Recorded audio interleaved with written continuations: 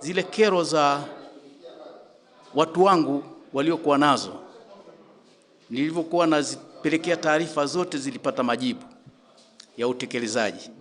Kwa watu wangu kwanza nawashukuru kwa jinsi ambavyo kwamba walivyoniamini na jinsi nilivyotekeleza ule uaminifu wao kwa ile ahadi ambao au yale mambo wale walikuwa na hitaji niweze kufanya yamefanyika. Kwanza nawashukuru. Pia ni kwamba maendeleo kama maendeleo peke yako huwezi, lazima ushirikiano wa wasimamizi na wale wa jamii wahusika. Yasipokuwepo pia yatakuwa maendeleo hayawezi kwenda kama unavyotaka. Lakini yameenda kama tulivyokuwa tunataka, nilivyokuwa nataka mimi na wao walivyokuwa nataka, yameenda kwa sababu ya ushirikiano wao na mimi.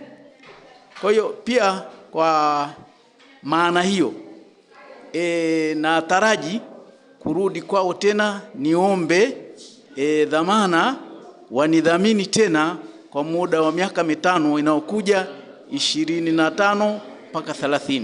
Hayo ndio matarajio yangu.